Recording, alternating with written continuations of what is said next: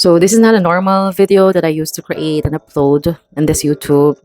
It might gonna sound negative for you. You can skip this video if you want, but I just wanted to share with you what I'm going through right now. May ibang sana akong video na gusto kong i-share, but hindi ako makahanap ng time to record yung topic na yun. Yung pala, mayroon akong ibang topic na i-share with you. And nakakatawa, this is impromptu. I don't have script, which normally I do have para yung thoughts ko ay maayos. But I just, feel like creating this video. And recently, I got a message from someone that my biological father passed away. So I don't know kung napanood yun na yung testimony ko that I shared doon that my father, my papa, is not my biological father. I don't want to go into details kung paano siya naging stepfather ko. But yeah, I grew up with my stepfather, not with my biological dad. Grade 3 lang ako nung nalaman ko na hindi si papa yung papa ko. And then, nung 33 years old na ako, which is nung 2023, nagkaroon ako ng courage na hanapin siya online. Kasi parang nabanggit siya one time ng mama ko. And then, nakita ko yung Facebook niya and then I chatted him. And hindi rin kami nagkaroon talaga ng relationship dalawa. And yun nga, I found out that he passed away the other day. I think it was Saturday. And I really don't know what to say. I don't know what to feel. I can't process my emotion when I heard that news. Nalambot lang ako. Kasi syempre, dugo ko yun. It's my biological father. But again, hindi ko pa siya nakita, ever. Nagkaroon lang kami ng video call before, but we never had any bonding moments or anything. Yun nga, hindi pa siya nakita, di ba? So, I really don't know what to say nung nalaman ko yung pangyayari. And I really don't know. Sabi ko naman na napatawad ko na siya. I talked to him. I messaged him. I released that forgiveness to him nung nagkakonect kami. Ayoko nang balikan yung nakaraan kung bakit nangyari ang mga nangyari. I cannot say that I'm thankful or grateful to him because of who I am right now. Kasi sa totoo lang, wala talaga siyang ambag. Wala siyang anything na na-impart sa akin. I am very grateful that my stepfather is the one who stood up for us. Hindi perfect din ang stepfather ko, but alam ko na minahal niya ako.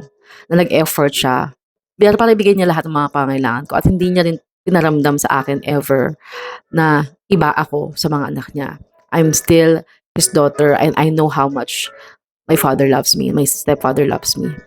Kahit hindi kami madalas magkausap, alam kong mahal niya ako. Nararamdaman ko naman yon kapag nandito siya sa bahay, siya yung nag-aasikaso dito. And ang daming mga nangyari lang talaga na hindi naayon sa gusto ko na buong pamilya. Pero ang nalulungkot lang ako kasi yung biological father ko, hindi siya nakapag-iwan ng legacy sa amin, ng mga anak niya. I found out na he has many children pa na magkakaibang nanay. And tayo ba, how do we want to be remembered kapag wala tayo dito sa mundo?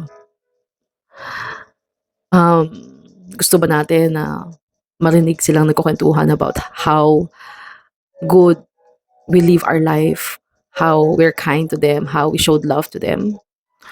Or pag-usapan na wala man lang tayong naiimbag sa mga buhay ng mga taong mahal natin. Wala man lang tayong anything. Hindi man financial, but at least man lang yung gabay, suporta, pangaral na may iwan natin sa mga taong mahal natin. Yun yung wala. Hindi ko alam kung anong pinagdaanan ng biological father ko to the point na talagang hindi lang sa akin pala yun. It also happened to other siblings na ganun din yung situation sa akin. So, it's not my job to judge him. Hindi ko masasabing mahal ko siya kasi nga, hindi ko siya kilala. He is a stranger to me. Gusto ko ba sabihin na I'm grateful na binuhay niya ako? I don't know. To be honest, hanggang ngayon. I'm doing my journal. That's why naisip ko na lang na mag-create ng video. Kasi I'm still processing everything. I just really talk to God and appreciate God all the more.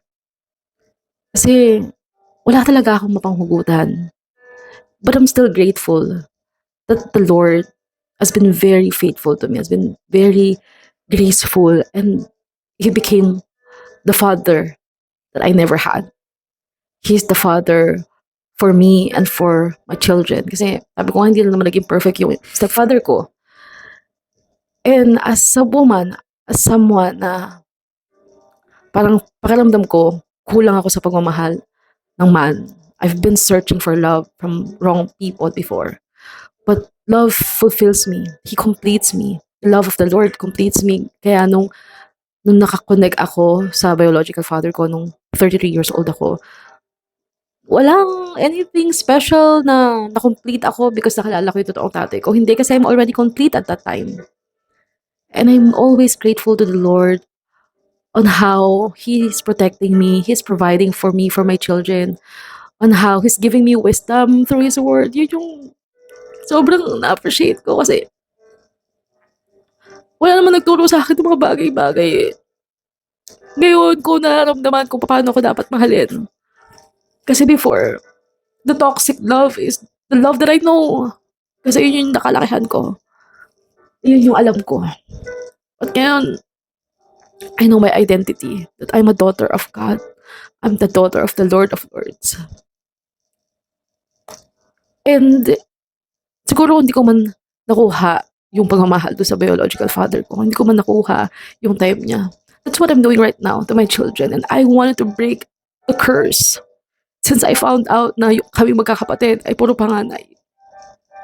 Yung mga anak ko, puro panganay din sila. And that's when I realized na yung pala, yung ba yung naman ako sa kanya. And I want to break that. That this coming generation from my children, wala nang mga panganay, wala na. They will gonna have a complete family, and I'm declaring that right now in this video. That my children will be the one who's going to break. I'm the one who break the curse, and through them, they're the ones going to have a complete and beautiful family with a family that loves the Lord. And I'm grateful to that. And I just really hope sa mga makikinig na itong video na to, kung sino man kayo, if you have loved one, especially if you have already kids, hindi nyo nahawak yung buhay nyo. Meron na kayong mga anak, nakadedicate na yung buhay nyo sa mga anak ninyo. Kasi kayo yung nagluwal sa kanila dyan. Kayo yung bumuo niyan. Hindi nyo dapat sila inaabandona. Hindi nyo dapat sila. Kayo dapat yung nagtuturo sa kanilang tama. Para pagdating ng panahon, wala man kayo dito sa mundo, maaalala at maaalala niyo pa rin yung mga tinuro niyo. Yun, wala akong maalala na tinuro ng biological father ko kasi. So, hindi ko alam pa paano ako mag-grieve. This is something different na gusto mong umiyak.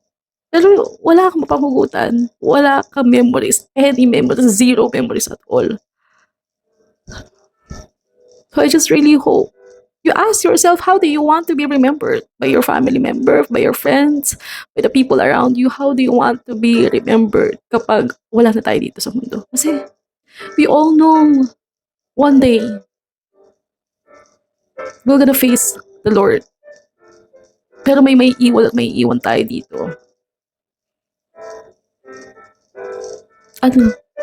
You just don't care at all kasi mawawala ka naman. But, you know, those people na pinagkaloob sa atin ng Lord, na pinagkatiwala sa atin ng Lord, one day, we will face the Lord and we will explain to the Lord on how we took care of those people. I just really hope that this sink in to each and every one of us na habang nandito tayo sa mundo, we at least somehow made some effort. Hindi mo naman kailangang mayaman kay. You just show your love, your time. Just give time. Show them how much you love them while you still can. Yun lang.